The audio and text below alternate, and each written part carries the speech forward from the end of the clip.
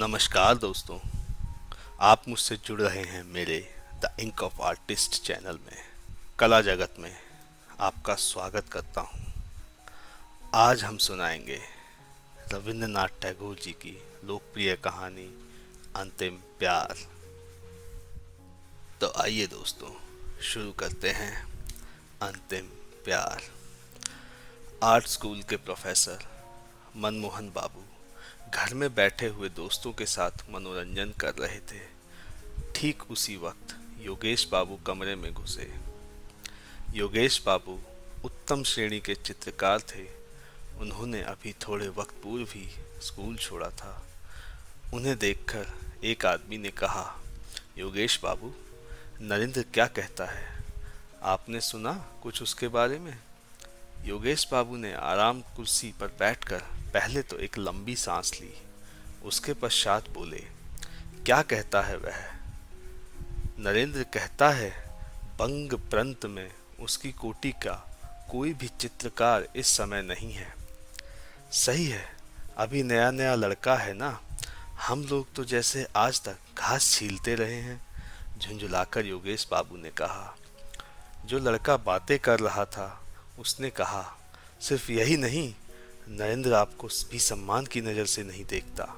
योगेश बाबू ने उपेक्षित भाव से कहा, क्यों, मैंने कुछ गलती की है? वह कहता है आप अपने आदर्श को ध्यान में रखते हुए चित्र नहीं बनाते।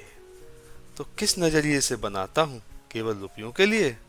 योगेश ने एक नेत्र बंद करके कहा, बेकार, ये सब बेकार की बातें हैं। फिर आवेश में कान के पास से अपने अस्त व्यस्त बालों को ठीक कर काफी देर तक खामोश बैठा रहा। चीन का जो सबसे बड़ा चित्रकार हुआ है, उसके बाल भी बहुत बड़े थे। यही वजह थी कि योगेश ने भी अपने स्वभाव के विपरीत सिर पर लंबे लंबे बाल रखे हुए थे। ये बाल उनके मुख पर बिल्कुल नहीं जचते थे, क्योंकि बचपन में एक बार चेचक के आक्रमण से उनके प्राण तो बच गए थे, मगर मुख बहुत कुरूप हो गया था। एक तो काला रंग, दूसरे चेचक के दाग।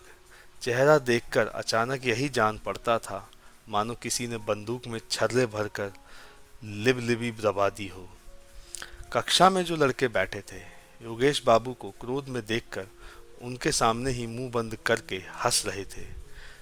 सहसा वह हंसी योगेश बाबू ने भी देख ली। गुस्से के स्वर में बोले, तुम लोग क्यों हंस रहे हो? एक लड़के ने चाटुकारिता से जल्दी जल्दी कहा, नहीं महाशय जी, आपको क्रोध आए और हम लोग हंसे, भला कभी ऐसा हो सकता है? मैं समझ गया, अब अधिक चालाकी की जरूरत नहीं। क्या तुम लोग यह कहना चाहते हो कि अब तक तुम सब दांत निकाल कर रो रहे थे? मैं ऐसा मूर्ख नहीं हूं। यह कहकर उन्होंने आंखें मूंद ली। लड़कों ने किसी तरह हंसी रोककर कहा, चलिए यों ही सही, हम हंसते ही थे और रोते भी क्यों, मगर हम नरेंद्र के पागलपन को सोचकर हंसते थे। वह देखो, मास्टर साहब के साथ नरेंद्र भी आ रहा है। मास्टर साहब के साथ साथ नरेंद्र भी कमरे में आ गया था। योगेश ने एक बार नरेंद्र की तरफ घूमती हुई नजर से देखकर मोहन बाबू से पूछा, मेरे बारे में नरेंद्र क्या कहता है? मोहन बाबू जानते थे कि उन दोनों की लगती है। दो पाषाण जब परस्पर टकराते हैं तो आग पैदा हो ही जाती है।